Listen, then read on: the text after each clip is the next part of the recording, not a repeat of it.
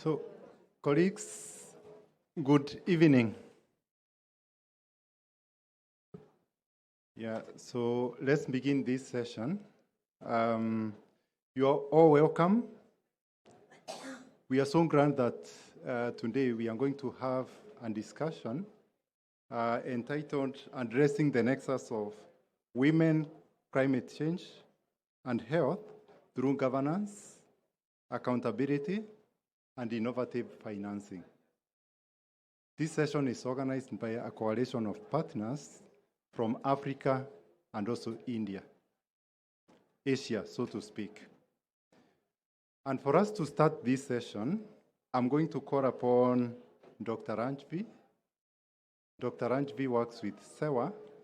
She's going to come and give us the keynote address. Dr. Anjvi, the floor is yours.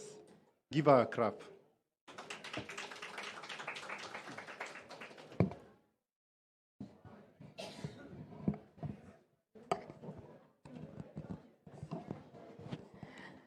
Namaste and greetings to everyone. I'm Dr. Rajvi and today I stand here to represent the 2.5 million members. Established by Ilaben Bhatt in 1972, SEWA is a national trade union of marginal women workers from the informal sector economy and is functional across 18 states and 7 South Asian countries. Our two broad goals are full employment and self-reliance, and to fulfill those, we have 4 key pillars that are organizing, capacity building, capital formation, and social security. Our founder, Ilaben Bhatt, always said that to be poor is to be vulnerable. The condition of being poor or being self-employed and being a woman are all distinct, yet they are very much interrelated to the state of vulnerability, and poverty makes them one become a chronic victim of forces beyond one's control, especially the climate change.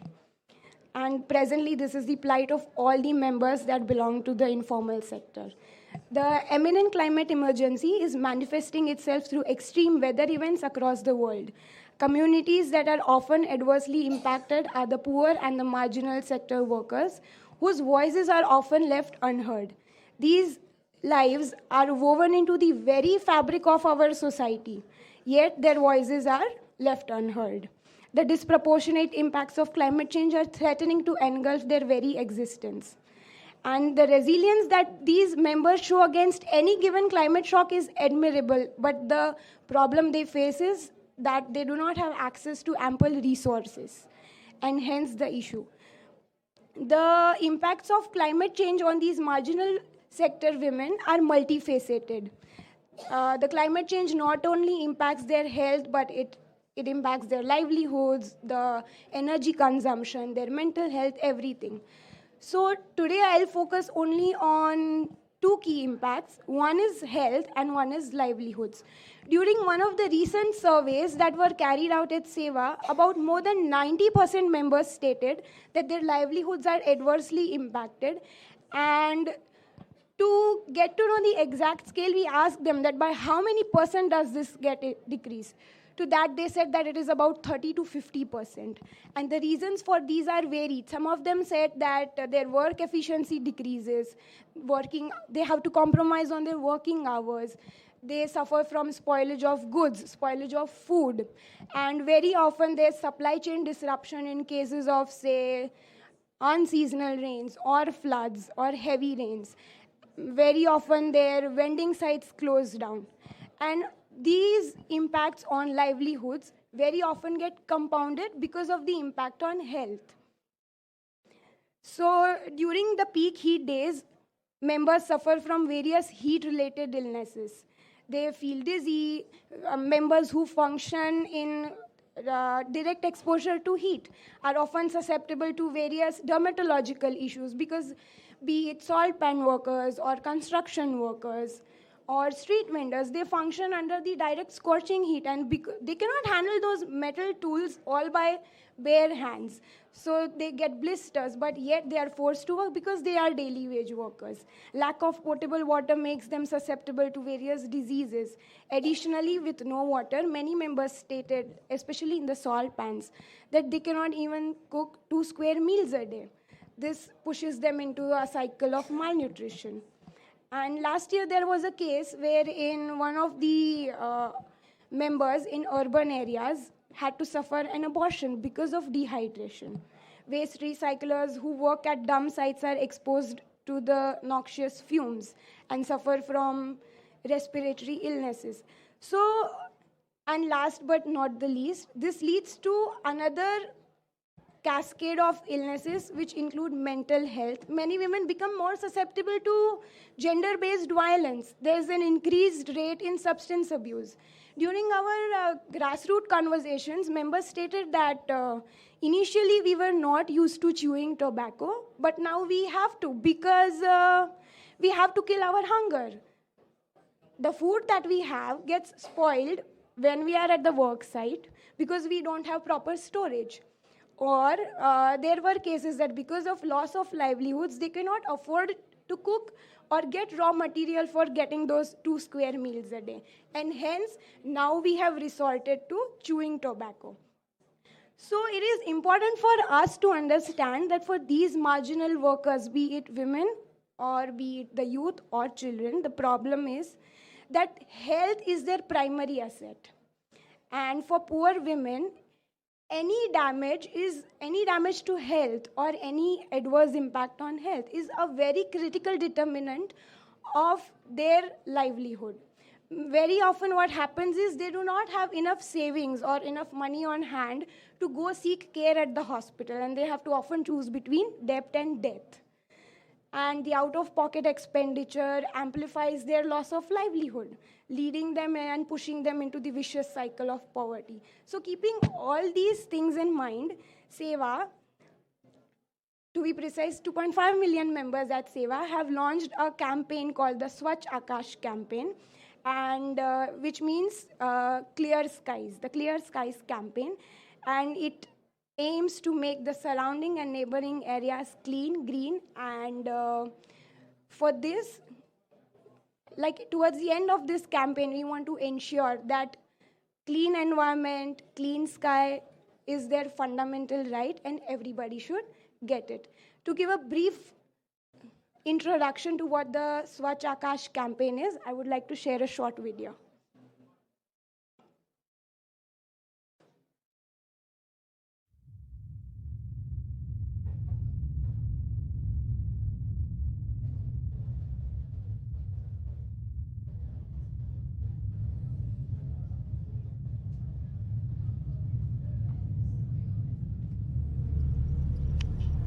During our 50 years journey of organizing the women workers in the informal economy, we have faced so many crises: political crisis, social crisis, and economic crisis. So collective organized strength is our asset, and Hum Sab Ek Hai is our value. And it is only through this we are able to overcome such crises and challenges. So during our 50-year celebration, our founder Ila Ben and 2.5 million members of Seva emphasized to focus on the years to come, the generations to come, and the challenges to come. I very clearly remember that Ila Ben called me once telling, "Jyoti, let us clean our sky," because access to clean and healthy environment is a fundamental right, not for just humanity, but all life on earth. And that was the paradigm movement.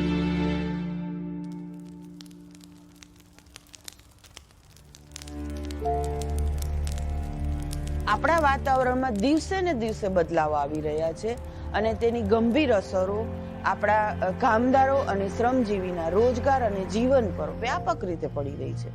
પણ શું તેનાથી આપણે ચૂપચાપ બેસી રહેવાનું, આ બધી અસરો ભોગવ્યા કરવાની અને બીજા કોઈની મદદની રાહ જોવાની?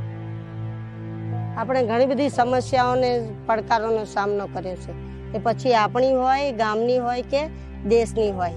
હમ સબ એક હે એ સેવાનો જ નારો નહીં, પણ એના ગુણ અને મૂલ્ય છે. એકતા, સમાનતા અને સંગઠિતતાનો પડકો છે.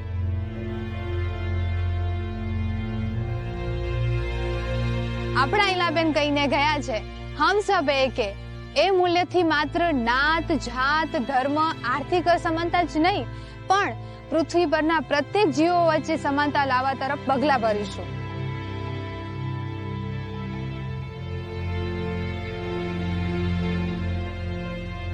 આપણે સર્જેલી કુદરતી અસમાનતા આપણે સંબળ વડે જ દૂર કરવાની છે. આપણે શ્રમજીવી છે તો શું થઈ ગયું? આપણા દરેકનો આ પ્રશ્ન છે.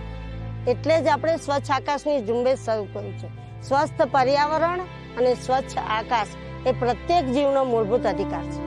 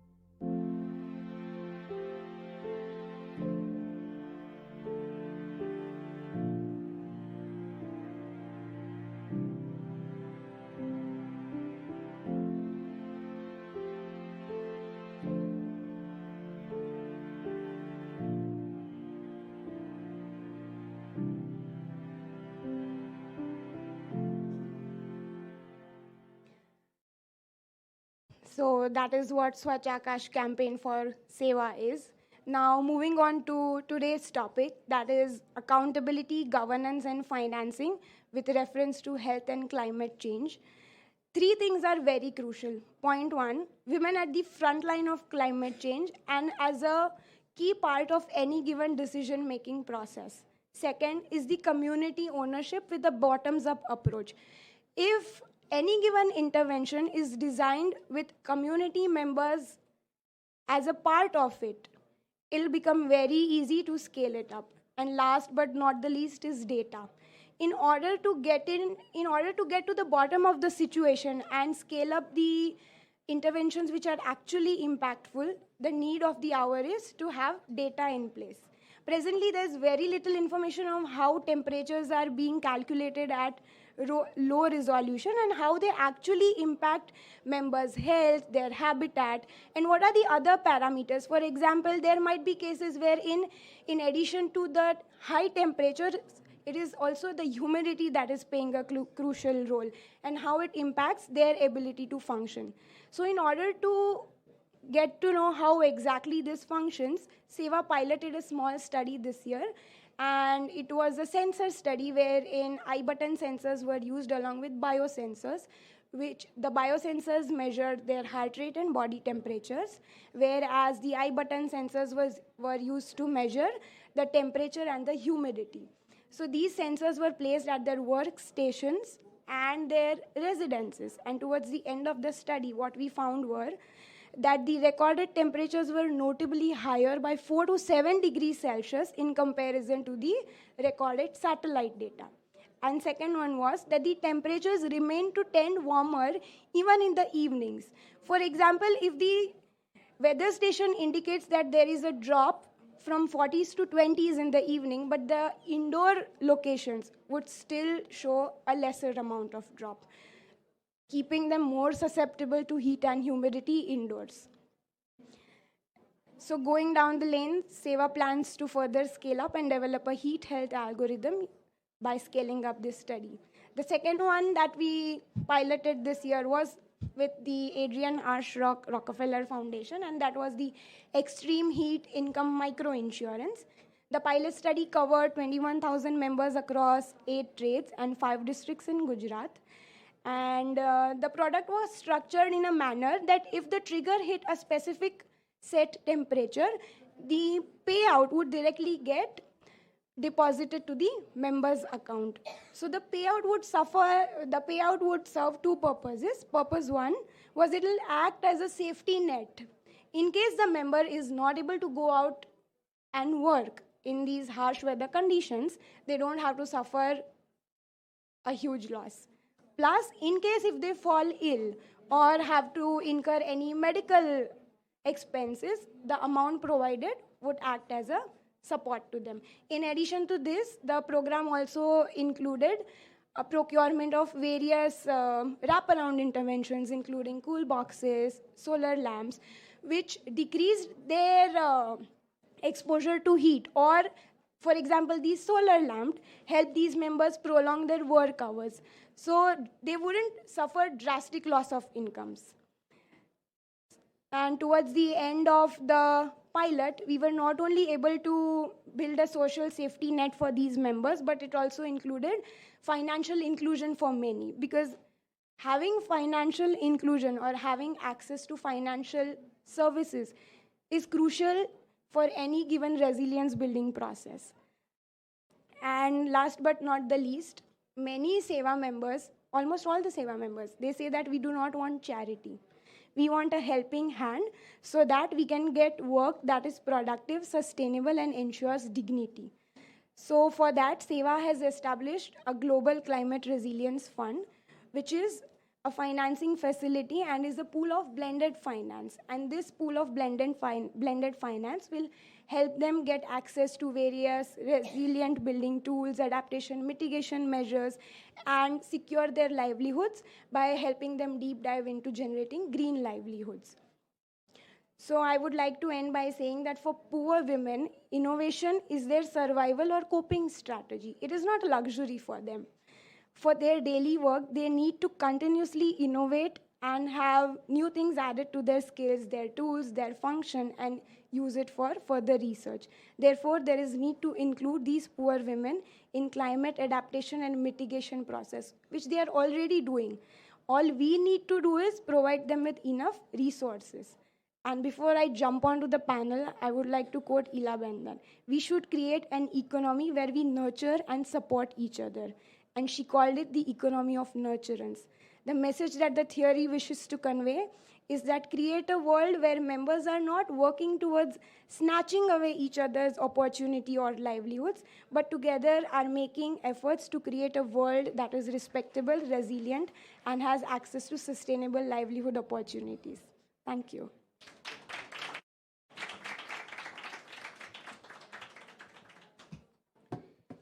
Thank you. Thank you so much, Rajvi, for setting the pace. Rajvi has painted a very good picture. First of all, we know the problem. The problem is that climate change is affecting livelihoods and it's also affecting health. So you painted that very well. And you also told us that there's no honor in being poor. And so for that case, SEWA has moved forward to implement the clear sky strategy. So that's so nice, and you have a couple of approaches and tools, methods which we are using to make that functional. Now, I want us to move forward, and I'm so happy that we have a distinguished set of panelists who are going to help us to dive a little bit deeper into some key issues. When Rajvi was speaking and just listening to the conversations which were going on when we were preparing, it is so clear that we wanted to have a deep dive into understanding the connections between climate change and health and how to connect that directly with the issues of livelihoods, right? Then the second thing was to really reflect around elements of accountability. How do we ensure that the social accountability mechanisms, how do we bring on board stakeholders and ensure that all of us actually walk a journey which we can commit to transformation of the communities that we work for. And lastly, it's all about exploring the innovations, the process innovations, the products, whether it is solarization and all that. So for us to get into that, allow me to first of all ask Rajvi to come to the panel. Please take the second seat over there. Yeah, and then allow me to invite Sionmi, who is coming from Group of Fund. Please give a clap as they are coming. Sionmi, you can take the other seat. Yeah, so that I'll sit here so that I can see all of you. Yeah. Okay, super. Good. Sionmi works with Engropo Fund. She is the advisor on climate change and health, and so it's so nice to have Sionmi here. She's going to send some right around how to address the nexus between climate change and health. And then we are so lucky that we have a youth, and that is Sogun. Sogun, are you here? Ah, very well. Welcome, Sogun. A clap for Sogun. And then Sewa works with the grassroots organizations, right? And so I've got Parma with us here. So Parma, please. Yeah? Yeah. Thank you so much for spelling that one. Yeah, very good. You can have a seat here. Let me see. Am I balancing the panel? You can sit near Sogun. You can go there? Okay, very nice. Yeah. Well arranged. And then I do have Dr. Ndina. Dr. Ndina works with the Yango. And the Yango is the official, one of the official youth representatives under UNFCCC. Do we have Dr. Ndina here? She's not able to make it. Yeah, but you'll be able to speak about.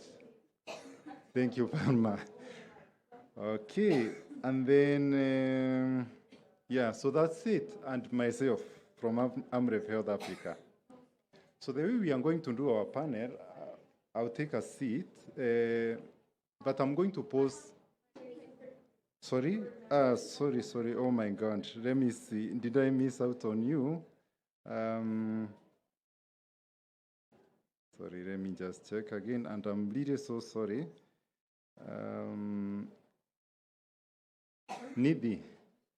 Oh my God, I'm so sorry. Nidhi, you're so much welcome. And Nidhi comes from Ash Rock, yeah? Yeah, so sorry for missing out on you in the initial introduction. So as I was saying, I'll pose a couple of questions. But as you speak, please take the opportunity to give us just major highlights about what your organization does as you get into the question, okay? Okay, super. So that I can easily be seen. Yeah, sure. Let me just sit over there. We can switch over.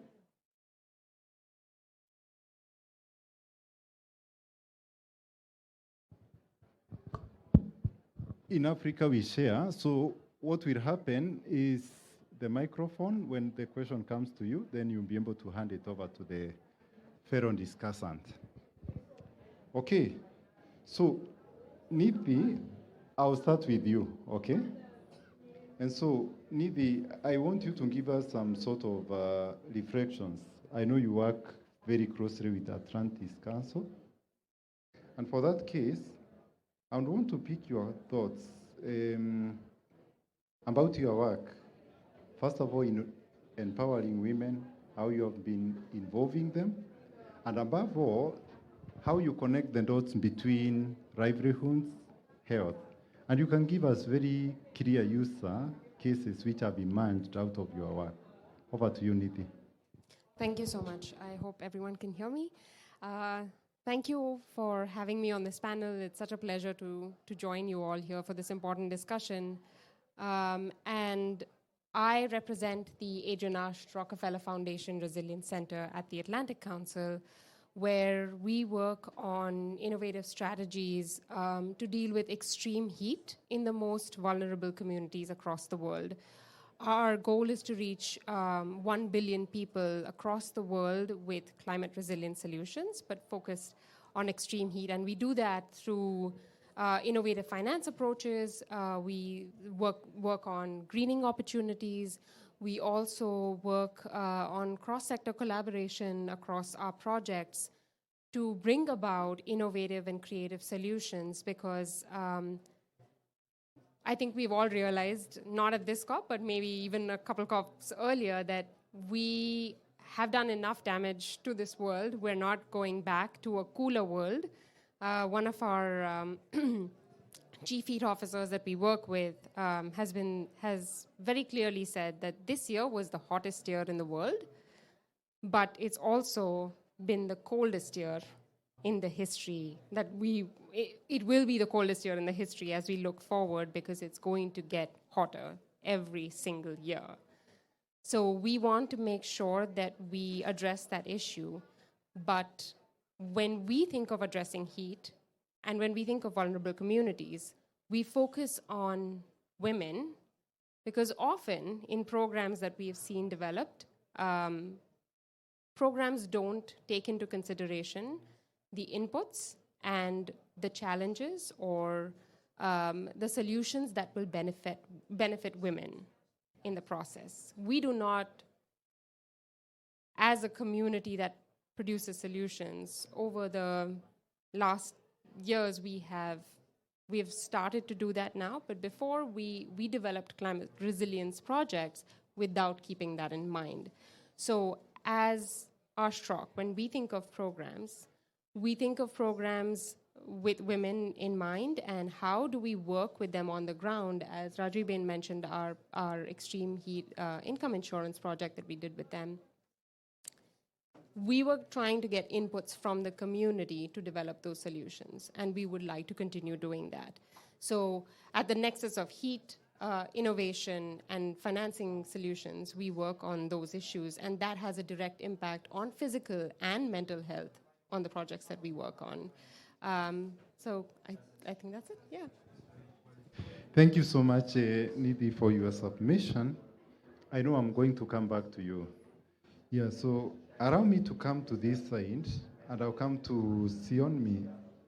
Sionmi works for Global Fund. Of course, he's going to say a little bit more about herself. But then one thing which I would want to say, if you look at, if you look at the total health financing, I think globally it's around $50 billion, right?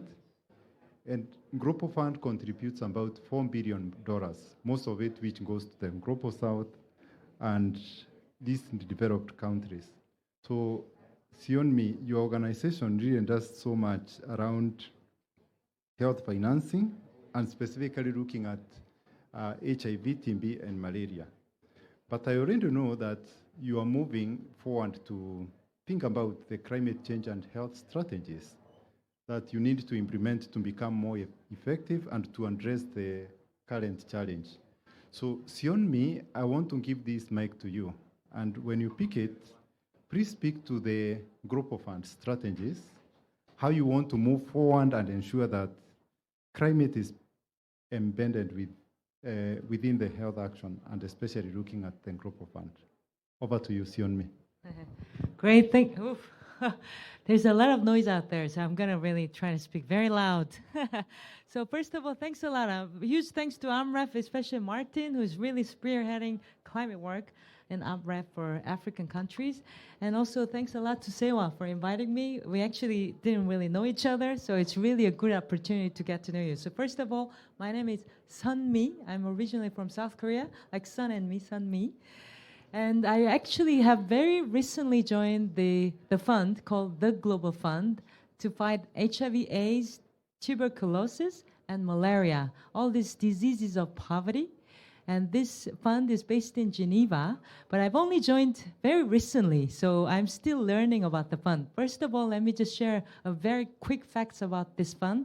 The Global Fund is the largest multilateral grant provider for health, including overall health system strengthening, and obviously for disease-specific programs to eliminate malaria, HIV/AIDS, and tuberculosis. And a lot of that also funding is going to South Asian countries, including India, Bangladesh, Pakistan, but the majority of our countries also in Sub-Saharan Africa in close partnership with AMREF.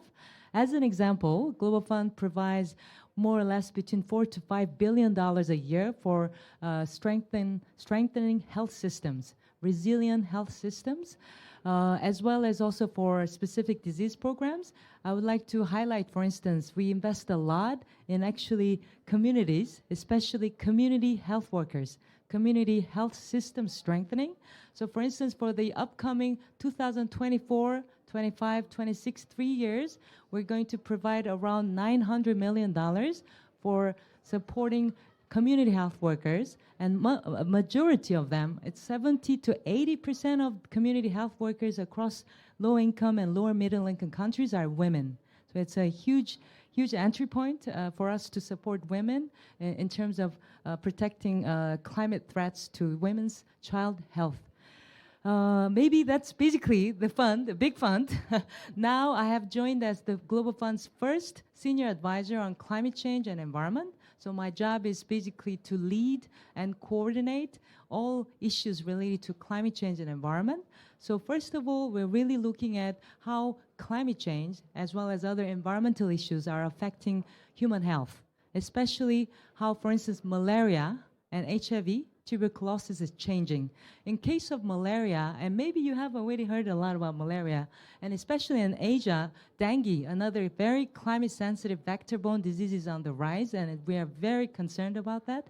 For malaria, Global Fund provides over 65% of global financing for eradicating malaria, including diagnostics, prevention, and treatment services, particularly for children under 5, as well as maternal health-related target populations as well. And malaria, we're very concerned because we have already very clear observed impacts of the rise in malaria risk and transmission due to climate change. Malaria is very sensitive to climate factors, especially on temperature, rainfall, and humidity. And we're seeing already the geographic distribution of malaria transmission is increasing. It's, for instance, from lower to higher elevation areas in highlands of Kenya, Ethiopia. But also, very importantly, malaria is also changing. Its seasonality is changing. In many countries, let's say in Sahel, as well as Central Africa, West Africa, for instance, Nigeria, we have already seen a marked seasonality when it comes to malaria, and especially children getting sick from malaria.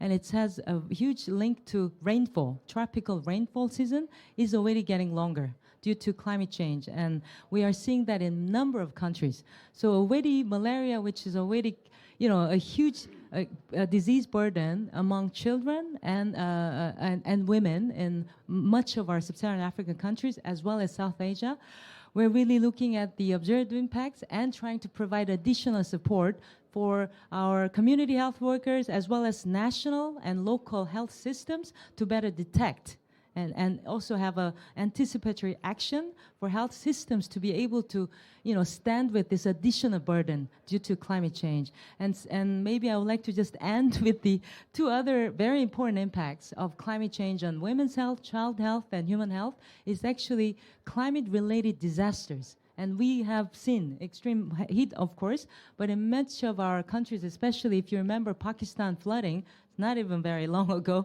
So Pakistan flooding, for instance, after the floods, we have seen almost more than a 5-fold increase in the cases of malaria incidents, malaria infection of very huge record spike after flooding. We've seen also from, Cyclone Freddy. It is, I think WMO has not declared scientifically yet. It's still trying to reach a consensus. Cyclone Freddy is the longest running tropical cyclone ever recorded in the global meteorological history. After Cyclone Freddy, Malawi, Mozambique, Madagascar, for instance, these countries have severely affected by these floods, cyclones, and cyclones often bring multiple climate hazards. Cyclone, but also coastal storms, river floods. So huge floods happened as well, and and that we have also seen a huge increase in malaria, but also displacement of people, as well as destruction, losses and damages to health, human health in terms of loss of lives, but also health systems, community health posts completely wiped out, destroyed. These losses and damages to health are already occurring in many of our countries, and we are already providing flexible funding. However, there's a huge funding shortfall in life-saving healthcare services and products already. So we really are very concerned about climate-related disasters and its impacts on health, as well as health systems. Now, finally, secondly, is on climate-induced food security. we're really concerned about climate food security and nutrition and security, really directly affecting maternal and child health. And we're really trying to work on, together with other humanitarian partners and development partners, provide healthcare services that is combined with also adequate nutrition and food security services as well. So climate-induced displacement, climate-induced food security, food crisis, and climate-related disasters that are already widespread, negative, severe impacts on health of our vulnerable communities. So that's where we are for now, but I think I'm going to continue. Let me stop here and share. Thank you so much, Sion. Me a clap for her. Yeah, you've painted a very nice picture about the diseases of poverty and why we should not continue that way, and why you are even attracting yourself to move a step further to think about how to integrate climate and health, and putting the community at the center. She spoke very strongly about community health systems, so let's keep that one in mind. Now, allow me to come to you, Parma. Parma, yeah, sure. Okay. She'll answer and then I translate. You will do that? Yeah. Okay, very nice. Okay. So, on behalf of Parma, Ranjvi, could you just share some, you tell her to share the experiences around practical financing instruments and how the grassroots organization which she is working with is putting women at the center and with focus on how to construct proper governance mechanisms and accountability mechanisms. Yeah, please. જશીબેન, માર્ટિનભાઈ પૂછે છે કે પર્યાવરણમાં આવતા જે બદલાવો છે એની સામે આપણે જે ઉપાયો કર્યા છે એ બહેનોને કેવી રીતે ફાયદાકારક છે અને કઈ દિશામાં આપણે એને વધારે સારી રીતે આગળ લઈ જઈએ જેથી કરીને આપણા જે સમુદાય છે એને વધારે ફાયદો થાય. નમસ્તે, મારું નામ જસીબેન. હું સેવામાંથી આવું છું. સેવાનું સંગઠન 25 લાખ બહેનોનું છે. હું એક ખેડૂત બેન છું. સેવાની એજ્યુકેટિવ કમિટી મેમ્બર છું. આફાની ચેરપર્સન છું. તો આજે જે ક્લાઇમેટ ચેન્જ વિશે વાત કરી કે આપણે બધાને ખેડૂતોને જે બહેનોને જે શ્રમજીવી બહેનો છે તો એમને જે તકલીફો પડે છે કારણ કે વાતાવરણમાં ઘડીએ બદલાવ આવતા હોય. ઉનાળામાં ચોમાસું ને ચોમાસામાં ઠંડી એવું એટલે ઘડીએ બદલાવ આવતો હોય તો એ બદલાવની અંદર બહેનોના જીવનમાં પણ તકલીફ પડે છે, બહેનોની રોજગારી ઉપર પણ તકલીફ પડે છે અને બહેનોના સ્વાસ્થ્ય ઉપર પણ તકલીફ પડે છે. I'll translate this much. She's Jasumati Ben Parmar from Ahmedabad and is a farmer by herself. She is one of the executive board members at Seva and also is a executive member at the Asian Farmers Association. So what Jasiben is saying that the impacts of climate change are multifaceted. It not only impacts their health but also livelihoods and food security, as we mentioned. Recently, what they have been observing is that the irregular precipitation patterns, that while the farmers and marginal members are waiting for rains, they have to suffer for longer period of droughts and vice versa. And that impacts their harvest and yield. બહેનોના જીવન ઉપર અસર પડે. આજે તમે હમણાં video જોયો એમાં મીઠા કામદાર બહેનો હતા. તો એ બહેનો 8 મહિના સુધી ઉનાળામાં મીઠું પકવાને જ્યારે ચોમાસાનો વરસાદ ઓટોમેટિક કુદરતી માવઠું થઈ જાય અથવા વરસાદ થઈ જાય તો લાખો ટન મીઠું એમનું બધું નકામું જાય. એટલે બહેનોની રોજગારીનો પ્રશ્ન થાય, બહેનોની સ્વાસ્થ્ય ઉપર પણ તકલીફ થાય. એ બેનનું કોણ? એ બેન તો ગરીબ છે, શ્રમજીવી. એટલે એ બહેનોનું શું?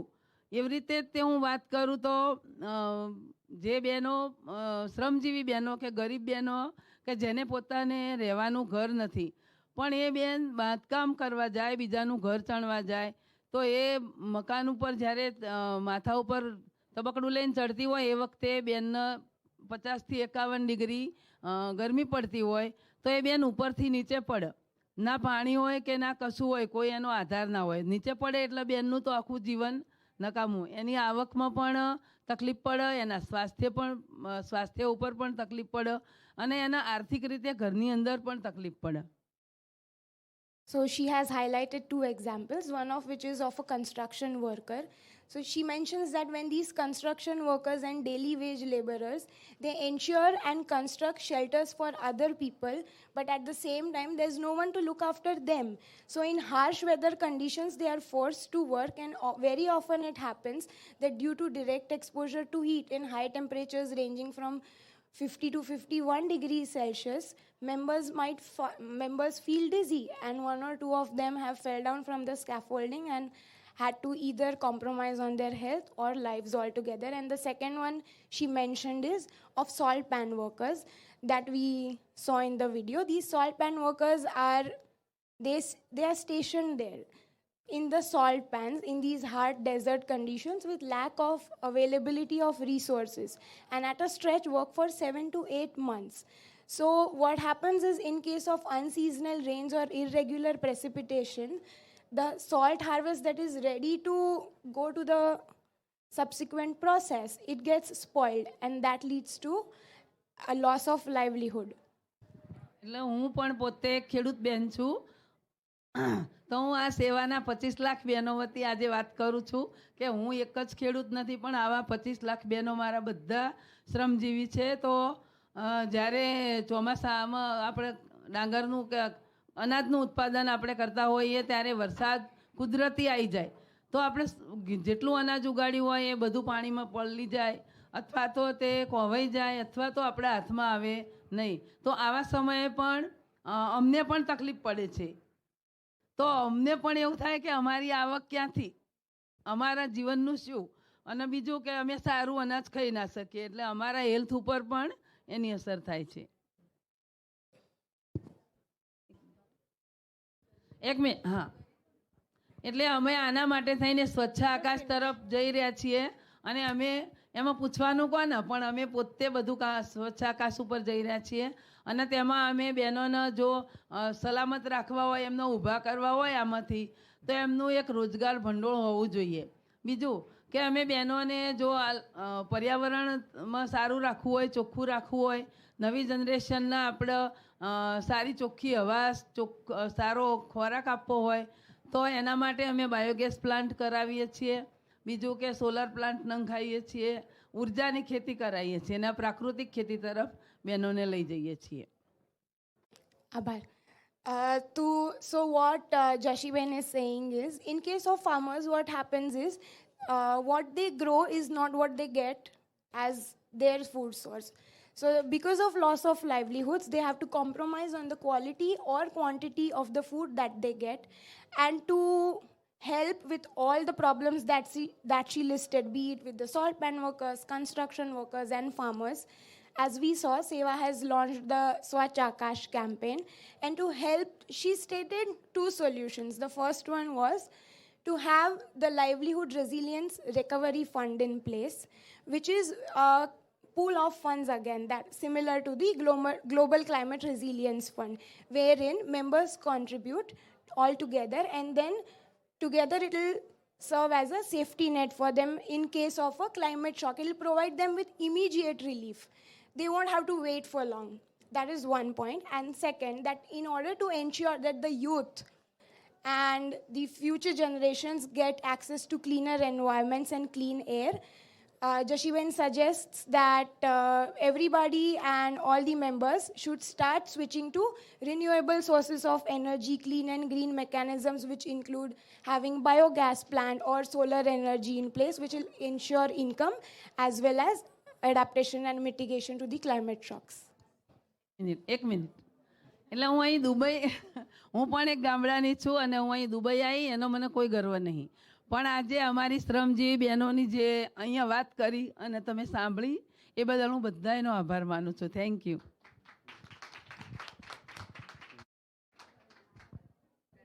She's saying that she is herself a marginal worker and belongs to the informal economy, and is thanking all of us that we gave her time and chance to verbalize what her thoughts are and is grateful for all of us. For sure. Another clap. Because this is very foundational, there's nothing so important like having grassroots voices coming to the center and to the table. So thank you so much, Parma, for that. Yeah, so now I'll turn to Sogun. And when you see the youth, you know that's where the future is, right? Some of us who are in the middle of life, yeah, I know you are the ones who are coming to take over and, give us the leadership that is going to take us to the sunset years. So I want to pick your thoughts, Sogun. And when you speak, I want you to focus on the youth initiatives, what the youths are doing. What are your aspirations? What are your ambitions when it comes to, first of all, economic empowerment? What are the gaps? What are the pain points? And what would you want us to do for you, those of us who are in positions of leadership and capacity? Over to you, Sogun. Thank you so much. Thank you so much, everyone. And it is a pleasure and honor for me to be here. My name is Shogun. I'm a 26-year-old youth delegate from Thailand. And I'm currently co-leading a venture studio fund called KX Venture Studio, which is a $10 million venture building pre-seed fund that's focusing on leveraging technologies, including AI and blockchain, in order to come up with innovative solutions for social problems, including in healthcare, sustainability, and financial services. In addition to this, I also have been a COO of a nonprofit called Penta Medical Recycling, an initiative that repurposes medical devices from the US to developing countries, especially prosthetic limbs for amputees around the world. So throughout my involvement from a very young age, I've always been passionate about the healthcare space, and also ensuring economic equity for all, especially coming from Thailand. And I think that there's a lot of opportunities for youths to make a difference in any form. Since I was young, I was able to engage and start these initiatives, and I think that part of the reason why I was able to engage in these conversations and be able to come up with innovative ideas is because of the financing solutions that have been provided by institutions or organizations that have supported me throughout, as well as mentorship from leaders, from all these organizations. So I think that firstly, innovative financing solutions, especially for marginalized innovators and entrepreneurs, is extremely important because especially youths, we have a lot of ideas, we have a lot of, creative solutions, but then we don't have the experience, we don't have the resources, financial or professional resources, in order to make our vision come to reality. And I think that part of the financing solution that needs to come is to be able to first have a good allocation of funding to make sure that there's enough to tackle different spaces and different areas of need, including in different spaces in the healthcare and climate sector. But also the distribution is extremely important as well, making sure that it reaches people across the board, especially local communities who might not have the existing network to tap into those sources of funding. And so I'd love to discuss with you more about these financing solutions and how we can empower youths to make a difference in these spaces. And what I want to tell adults who are in positions of power, who have the capability to fund these youths, is that there's always more that you can do to engage youths in conversations and also in initiatives, because I think that there's so much energy and there's so much willingness from the youth engagement to want to be a part of something creative and global. But then sometimes we don't have the money, but we also or the network to be able to make that difference. So I'd love to talk to you more about it, and thank you so much for having me here. Thank you so much, Sogun. I know we have a hard stop in 10 minutes, And so what I'm going to do is I'm going to take the opportunity of asking each and every panelist to just simply summarize in like 1 minute the takeaway or the message which you would want our participants to like carry home. And can I start with you, Nidhi, over there? Okay, good. Thank you. It's been very engaging to learn about all the work that you all have been doing. I think the few takeaways that I can highlight here are: one, women need to be at the center of the decision-making process, whether it is for themselves, their communities, or a program that some of you may be starting. So keep in mind that every program needs to be crafted innovatively and keeping women at the center of it.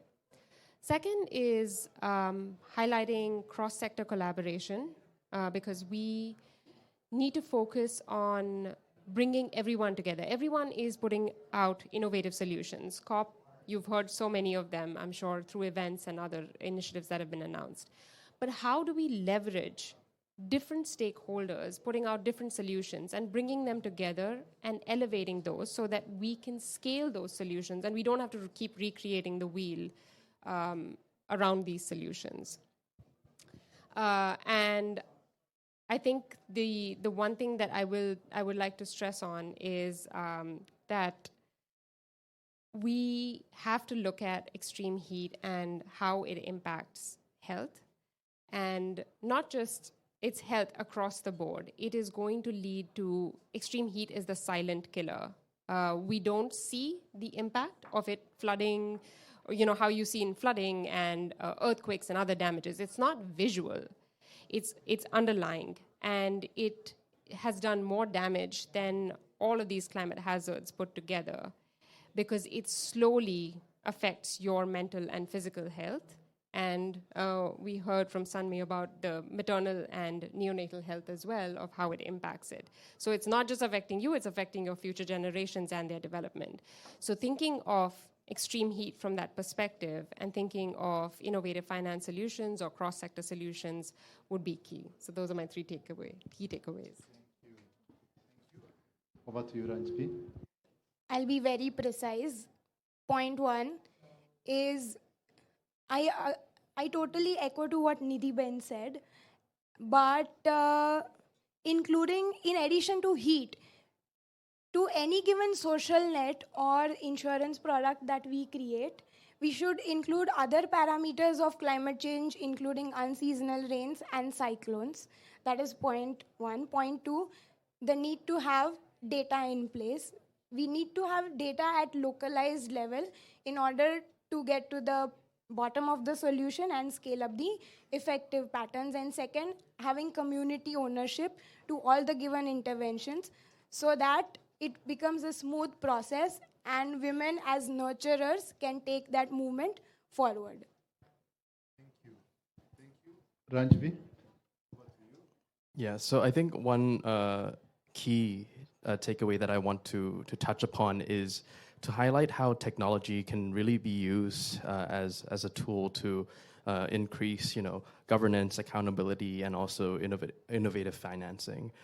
So I think that right now, to scale the governance or accountability frameworks, I think that technology, whether it be through blockchain or AI or automation of different platforms, in order to create more interoperability of data, or allow more transparency in accounting for what impact each project has been doing, and also aggregating them or automating the way that funds are allocated to different communities, as well as being able to reach them in the first place. I think that technology is a great tool that we should explore more in order to see how we can improve the governance, accountability, and innovative financing solutions. Thank you, Sogun. Over to you. Thanks.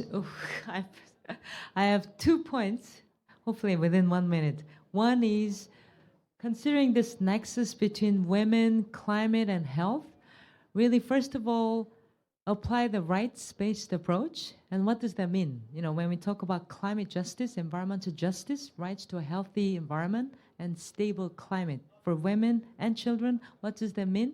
Right to access to information. Women, vulnerable communities should have the right to information, and then right to participate in policy as well as finance, and then right to also remedy. And we have seen a lot of cases where, you know, when we're talking about communities in our, South Asia and Sub-Saharan Africa, I think it's important to look at really multiple hazards, multiple environmental and climate pressures that women and children are basically exposed to. So don't just look at extreme heat alone. There's air pollution going on, there's landslides, there's floods going on, so multiple stressors, and right to remedy. A remedy meaning basically they have the right to financial compensation and other compensation, mental and political compensation to be done. So this rights-based approach when we tackle this nexus. And then secondly, we know you heard a lot, it's almost becoming a jargon. Locally led solutions. Everybody's talking about community-based, locally led. What does that actually mean? Now, when we look at the climate finance landscape, only, I think, IIED's latest study, there's not even a very good data about it, by the way. It's only less than 10% of international climate finance is going to actually benefit locally led solutions. So then, within that, I think from where I'm coming from, where we're looking at the impacts of climate change on human health, locally led solutions basically really, how do we actually use and strengthen the community systems, community health systems, community systems to really manage current as well as future projected multiple impacts of climate change and other environmental stressors on women's health and children's health. So that's final thing, and that's really important for funding as well, finance and all in this discussion. Thanks. Thank you.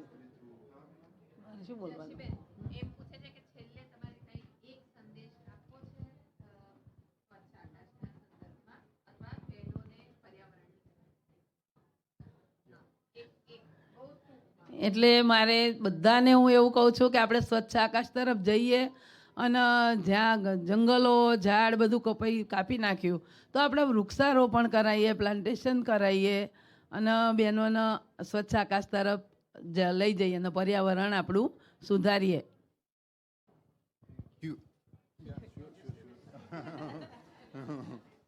So she has a simple message for all. Like we all mentioned that all the movements should be community-led.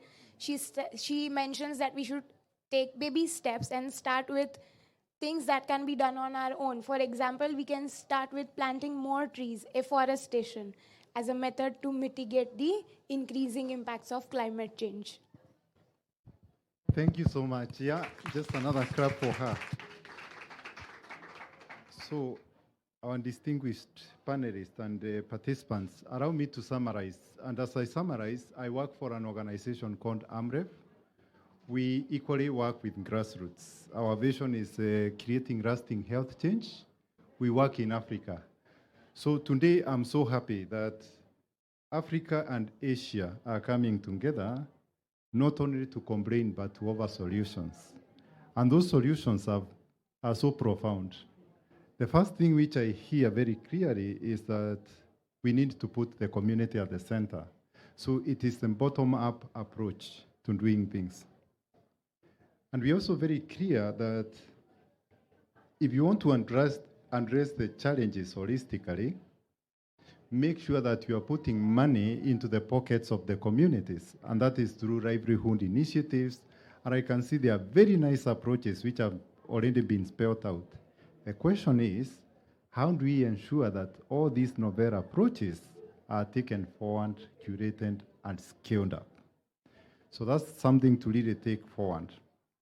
The other piece, which is very clear, is that within the entire society, there are those cohorts which are disadvantaged and which require support. And that is women and the youth. Sogun was very clear what he is requiring from us. I heard clearly that if we want to be authentic, research and evidence needs to come to the center. And at the end of the day, we are going to solve this big problem if and only if we are going to invite ourselves to address this challenge of climate change in an integrated manner. So as we close this session, we are looking forward to do something. We don't want to treat this as an event. We are going to make sure that all those lessons which have come out of this are going to be put in a paper, and a paper which challenges the status quo. So look out for whatever we are going to do, and I'm so happy that it's looking like it's intercontinental kind of an approach. So thank you so much, ladies and gentlemen. I wish to end this session here, and I will ask you to give a clap to yourself and to the panelists. Thank you so much. Yeah.